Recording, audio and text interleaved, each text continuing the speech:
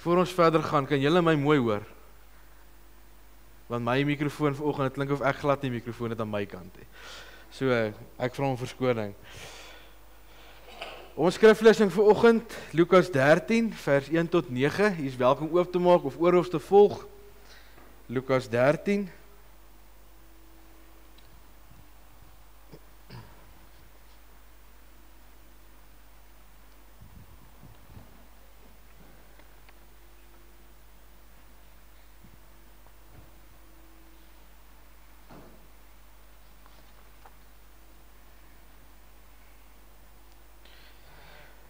Die opskrif van die gedeelte is bekeer julle. Ons gaan nou by ons tema vir vandag kom en ons gaan deur die prediking vanoggend hoor hoe luister ons na die hele gedagte rondom bekeer julle. Kom ons lees dit saam. Juis in daardie tyd het mense vir Jesus kom vertel van die Galileërs vir wie Pilatus laat doodmaak het waar hulle besig was om hulle offerdiere te slag. Toe antwoord Jesus hulle: Dink julle dat hierdie Galileërs groter sondaars was as al die ander Galileërs omdat dit met hulle gebeur het? Nee, sê ek vir julle, maar as julle nie bekeer nie, sal julle net soos hulle ook almal omkom. Of daardie 18 wat dood is, toe die toring van Siloam op hulle ineengestort het, dink julle dat hulle skuldiger was as al die ander inwoners van Jerusalem? Nee, sê ek vir julle, maar as julle nie bekeer nie, sal julle net soos hulle ook almal omkom. Daarna het hy hierdie gelykenis vertel: 'n man het 'n vyeboom gehad wat in sy wingerd geplant was. Toe hy vrugte daaraan kom soek, maar niks kry nie, sê hy vir die tuinier: Kyk, dis nou 3 jaar dat ek aan hierdie vyeboom vrugte kom soek en ek kry niks nie. Kap hom uit, waarom moet hy langer die grond uitput? Maar die tuinier antwoord: Meneer, laat hom tog hierdie jaar staan. Ek sal die grond rondom hom omspit en bemes. Miskien sal hy dan volgende jaar vrugte dra, maar so nie kan u hom uitkap. Ons lees tot sover. Ons tema vanoggend, nog 'n kans, bekeer julle. Met 'n mooi prentjie daar van 'n vyeboom. En ons gaan vanoggend veral by hierdie tweede gedeelte stil staan rondom die vyeboom en die vrug wat die eienaar kom soek het, waar daar nie vrug was nie. Geliefdes, wanneer ons dink aan die wêreld rondom ons, dan lyk dit dikwels vir ons asof dinge net nie gaan regkom nie. Ons wil moedeloos raak, omdat ons ook na bepaalde vrug soek, seën soek in die lewe, en ons kry dit nie. En dit laat ons partykeer ons gedagtes laat gaan na wat is dit wat ons so laat voel. En dan sien ons ongelukke wat gebeur, ons sien siektes wat toeneem, ons sien daaglikse uitdagings waardeur mense moet gaan. En dan voel ons, maar waar is hierdie vrug? Ons vra daarna. Ons begin wonder, waarom gebeur dit? Dis nie vreemd om hierdie vraag te hoor nie. Waarom gebeur dit? Selfs wanneer ons hierdie omstandighede bietjie van nader bekyk rondom ons, dan vra ons, het ek hier dalk iets verkeerd gedoen nie? Ons kyk so bietjie na onsself en sê, wat is my aandeel? Het ek iets verkeerd gedoen? Maar dan baie keer, wanneer ons oor dit alles besin en daar nadink, dan kom ons by 'n volgende vraag uit: kan ek nie nog 'n kans kry nie? Is ek nie nog 'n kans werd nie? Veral wanneer ons skuldig voel en ons sukkel om verby daai skuld te kom, daai soeke na nog 'n kans. En ons teksgedeelte wat ons vanoggend saam gelees het, kom help ons 'n bietjie om hierdie vrae in perspektief te stel. En dan kom herinner hierdie gedeelte ons aan die genade van God. En dat God ook altyd by ons teenwoordig is. Dit is 'n boodskap van tweede kans, nog 'n kans kry. 'n Kans waarna ons baie keer soek. Maar terwyl ons uitsien en hoor van 'n tweede kans, 'n oproep tot bekeer julle, om ons pad te verander, dan kan ons uitsien na dit alles. En vanoggend wil ek so deur ons teksgedeelte by 3 punte stil staan.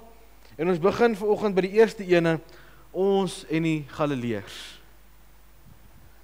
Want dit is baie keer so dat ons sien raak, ons vergelyk baie keer, maar op die einde van die dag word hier baie spesifiek in ons gedeelte gepraat van die Galileërs.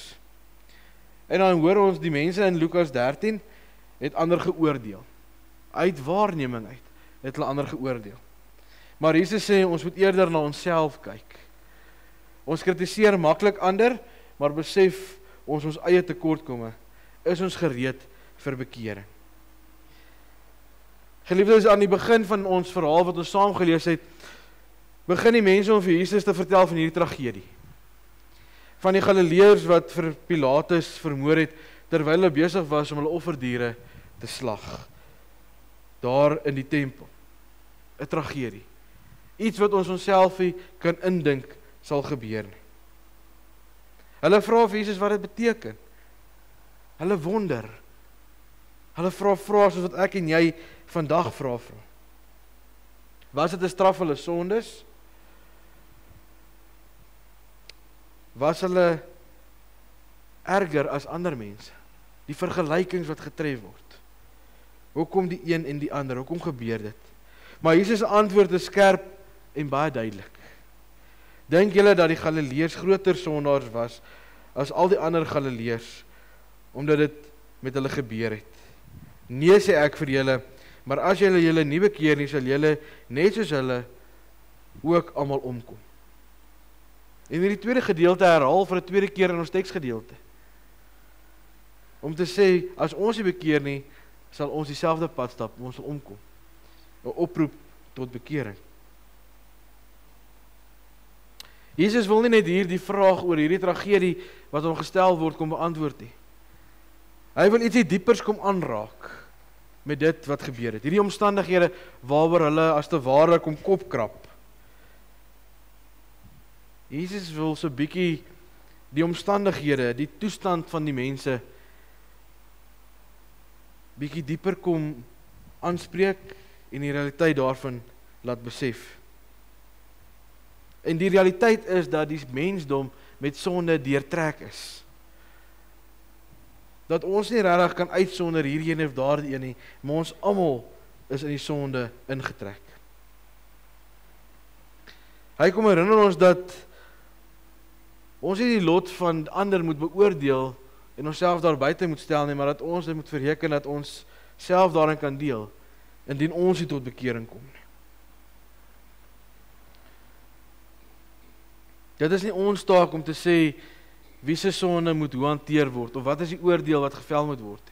Wat gaan nou die regte straf wees daarvoor nie. Ons moet nie vra oor die oorsaak van 'n tragedie nie. Ons moet eerder vra, is ons die deel daarvan nie. En dan moet ons wel besef dat ons almal het vergifnis nodig. Ons almal het redding nodig. Ons almal sien uit na herstel in ons lewe. As ons nie ons lewens verander nie, sal ons nie 'n beter toekoms hê nie. 'n Lewensverandering, 'n keuse, lewe wat verwelkom en omarm moet word, sodat ons kan uitsien na 'n ander uitkoms, eerder as 'n tragedie of 'n oordeel wat vir ons voorlê. Ons tweede punt is ons en die vyeboom. Hier word 'n vergelyking getref tussen die gelowige se lewe en die onvrugbare vyeboom. Die vyeboom moes al vrugte dra, maar het niks opgelewer nie. Tog kry dit nog 'n kans. Net so gee God vir ons deur sy genade nog 'n geleentheid om te verander. Hoe lyk die vrugte in ons lewe? Wys ons geloof deur dade en liefde, vergifnis en gehoorsaamheid. Geliefdes, en dit is 'n baie persoonlike vraag wat ons vanoggend moet vra. As Jesus vanoggend ons elkeen hier kom ontmoet het, sou hy by ons vrug gekry het. Of sou hy opdrag gegee het, kap hierdie boom uit, want hy is besig om die grond uit te put en daar is nie die vrug wat ek verwag het.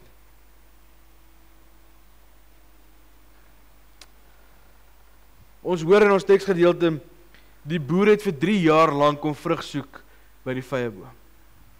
Die verwagting is dat daar moet vrugte wees, maar hy kry niks. Hy gee die opdrag aan die tuinier om dit uit te kap, om dit te vernietig, om dit tot einde te bring. Maar dan die tuinier wat intree vir hierdie vyeboom en sê, gee dit nog een keer 'n kans, nog 'n jaar. Ek sal dit omspit, ek sal dit bemes, met die hoop dat daar volgende jaar sal vrug wees. 'n laaste kans word gevra. Die tuinier kom pleit om genade. Nog 'n kans. Geliefdes, en as ons vandag ons tema in gedagte het, nog 'n kans, bekeer julle, dan is dit Jesus wat in my en jou plek kom instaan en vir God kom vra, gee hulle nog 'n kans. Moenie nou straf, moenie nou oordeel nie. Gee hulle nog 'n kans. Gee hulle nog 'n geleentheid om weg te draai van die sonde af, om reg te maak, om tot bekering te kom. Hierdie vyeboom kom simboliseer elkeen van ons se lewe. God gee ons elkeen nog 'n kans om vrug te kan dra, om ons lewens te kon verander na gehoorsaamheid en na God se wil, sodat ons by hierdie vrug kan uitkom. Om die wil van God te doen, om hom gehoorsaam te wees. Geliefdes, dis 'n proses. Ons teksgedeelte sê nie die vyeboom is geplant en hy het vrug gedra nie.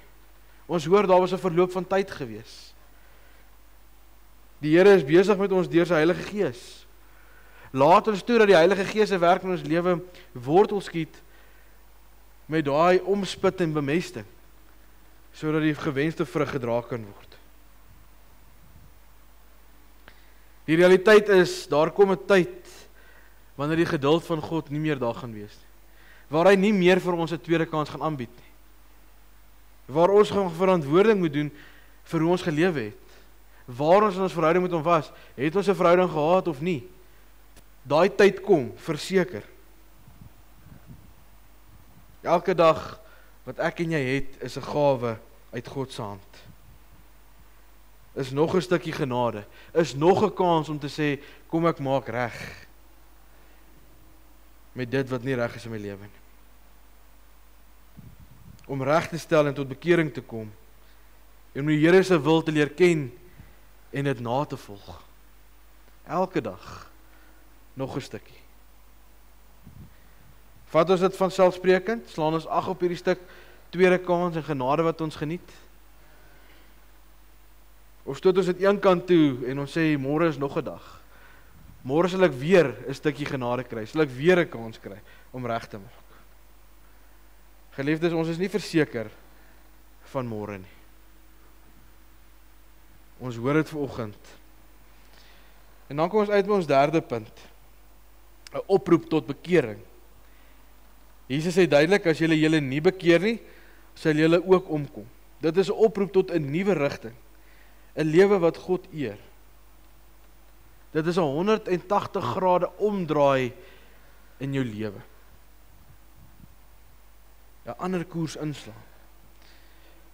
Vandag is nog 'n kans. Hoe kan jy jou lewe verander om nader aan God te leef?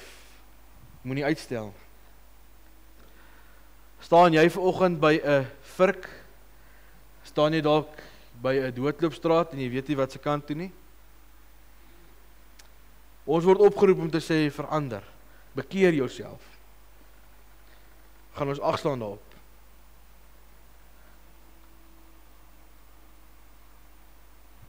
Geliefdes, hierdie is nie net 'n waarskuwing om ons bang te maak.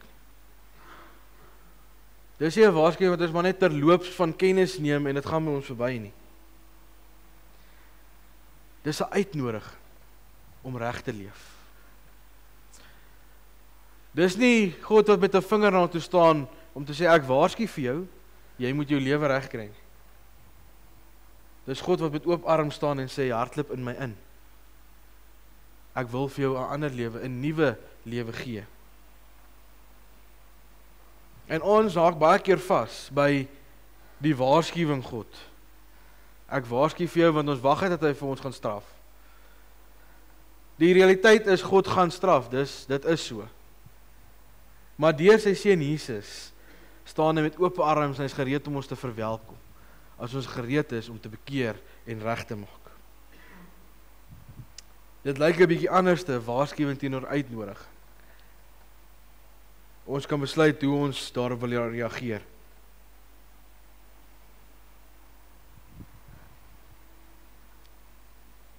Die oproep om nie te wag nie, is een wat ons ernstig moet oorweeg. Moenie uitstel nie, moenie wag nie. Daar is 'n volgende geleentheid, die geleentheid is nou. Is nou om ons lewens reg te stel. Hierdie tweede kans wat God vir ons gee, is nie net 'n noodlyn vir wanneer dinge swaar gaan nie. Dis 'n lewe. 'n Lewe wat ons elke dag saam met God moet leef. Ons kry elke dag die geleentheid en 'n kans om ons harte en ons gedagtes na God te draai. Om hierdie nuwe manier van leef te verwelkom en 'n deel te maak van wie ons is. Geliefdes, as ons kyk na die woorde bekeer julle, dan beteken dit nie net om die foute te erken en te probeer regmaak nie. Maar dit beteken om doelbewus 'n besluit te neem om te sê, ek wil 'n ander pad stap. Ek wil wegdraai van dit wat skeiding bring tussen my en God. Ek wil nie meer daarin voortleef nie. Ek wil 'n einde daaraan bring. Dis 'n pad van geregtigheid, van liefde, van gehoorsaamheid aan die wil van God. God gee vir ons elke dag nog 'n kans. Hy is op hierdie stadium baie geduldig met ons. Nie net met ons as gelowiges, ons wat vanoggend hier is nie. Hy is geduldig met die mensdom. Maar sy geduld gaan ook eendag klaar wees. En dan is die vraag, het ons aggeslaan op die uitnodiging? Het ons aggeslaan op die oproep om reg te maak? Want die tyd gaan kom dat daar nie nog 'n kans gaan wees nie. Filippense praat mooi daarvan om te sê, elke knie gaan buig en elke tong gaan erken dat hy die Here is. En dit is nie omdat almal tot geloof gekom het nie. Dit is omdat hulle nie gaan staande bly voor sy grootheid nie. Hulle gaan net aan hom moet te kenne gee dat hy God en Here is. Maar wanneer daai dag aanbreek, sal ek eerder saam met u die knie wil buig en wil erken omdat ek 'n gelowige is en nie omdat ek 'n kans verspeel het nie. En is nou te laat nie. Wanneer die dag van oordeel kom, sal ons nie meer 'n kans om ons lewens reg te stel nie. Die vraag is, wat gaan ons doen met hierdie kans wat aan ons aangebied word? Gaan ons die kans aangryp? Gaan ons vir die Here sê, Here, help my om hierdie 180 grade draai te maak, dat my lewe 'n ander koers kan inneem? Wat in woord en daad uitgeleef gaan word. 'n Doelbewuste besluit. Gaan ek daarop reageer? Of gaan dit maar vanoggend net weer by ons verbygaan? En is nog 'n kans waarop ons nie gereageer het nie. In ons teksgedeelte is die uitnodiging om ons lewens te ondersoek en te vra, lewe ek die lewe wat God vir my bedoel het? Geliefdes, en dis nie 'n vraag wat ons namens mekaar kan antwoord nie. Dis 'n vraag wat elkeen van ons self moet antwoord. En ek nooi jou uit om daaroor na te dink. Lewe jy die lewe wat God vir jou bedoel het? Ons kan vanoggend mekaar sê, ons sit hier as gelowiges. Ons lewe is dalk nog steeds nie waar hy moet wees nie. En dan is die vraag, lewe ons die lewe wat God vir ons bedoel het? God het nie vir ons bedoel dat ons lewe nie moet reg wees nie. Dat ons nie 'n lewe in oorvloed moet hê nie.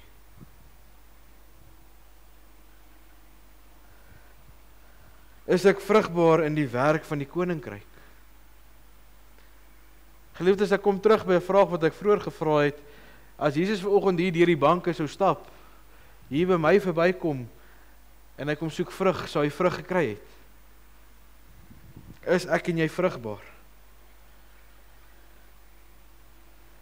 God gee nie net vir ons 'n kans nie, maar hy gee vir ons herhaaldelike kansse om reg te maak en ons verhouding met hom reg te kry, om saam met hom die pad te stap. En dis die wonderlike, as ons reageer op hierdie uitnodiging, op hierdie oproep, dan kan ons weet, ons gaan dit nie alleen doen nie. God gaan saam met ons. Hy ontmoet ons op ons lewenspad. Hy sê nie, draai jou lewe om verander. Lewe soos ek wil hê jy moet lewe en dan los hy ons nie. Hy gaan saam met ons. Miskien is jy vanoggend besig om iets in jou lewe te ignoreer. Vir watse rede ook al. Iets wat die Here jou vanoggend dalk op jou hart gedruk het, iets wat dalk in jou gedagtes opgekom het terwyl jy hoor van 'n lewe van vrugbaarheid, van regmaak, van in die wil van God lewe. Miskien voel jy vanoggend weens skuldgevoelens, ek verdien nie 'n tweede kans nie. En daai skuldgevoelens vreet jou op van die binnekant af. Vanoggend wil ek vir jou sê, onthou, Christus kom bied vanoggend vir jou genade aan. Hy kom beloof om saam met ons die pad te stap. Hy het reeds dit wat in ons pad staan, kom dra in ons plek. Ons moet net bekeer, oorgee, en sê, Here, dis nie meer myne om te dra nie, ek gee dit oor vir U. Help my om te lewe soos U wil hê ek moet lewe.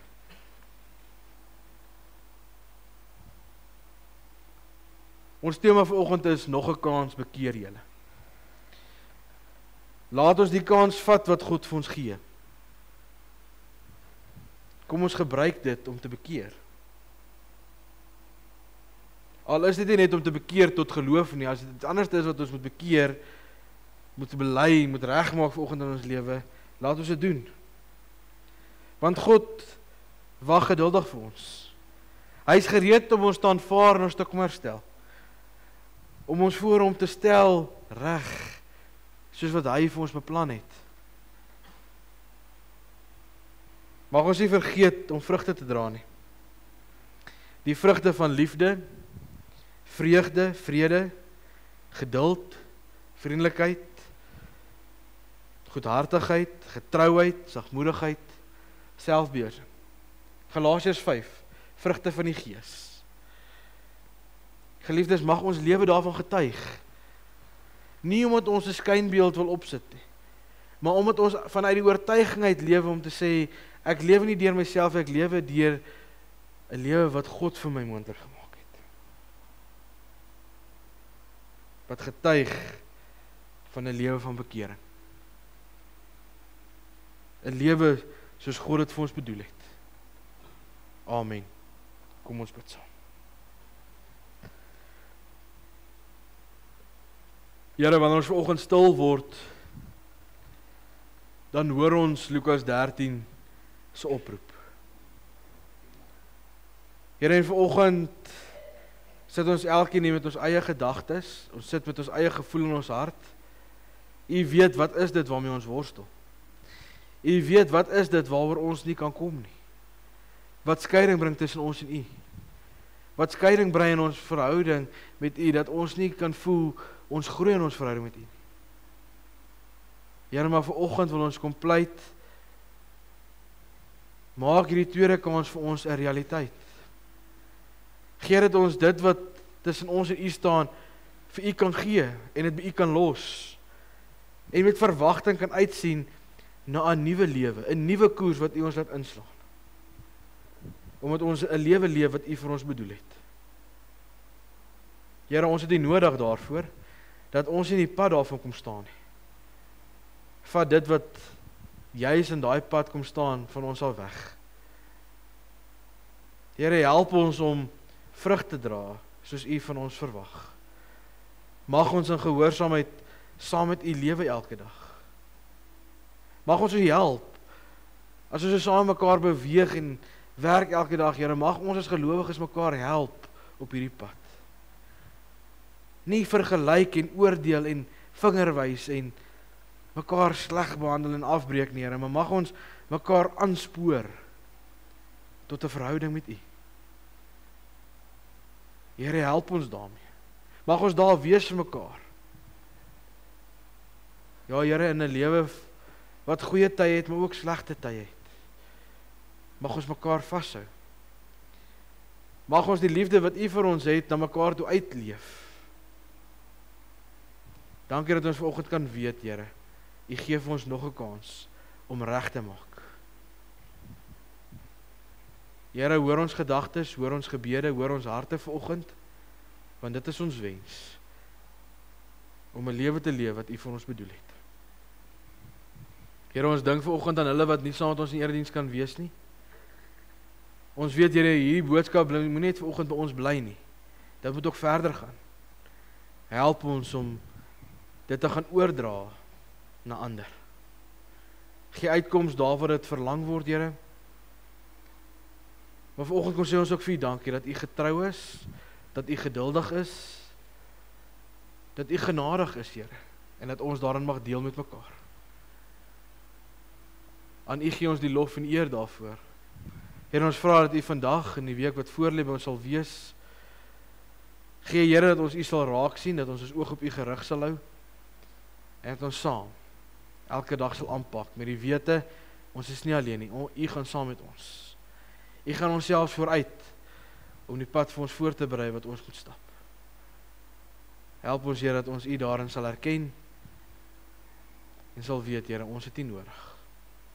In U naam bid ons dit. Amen.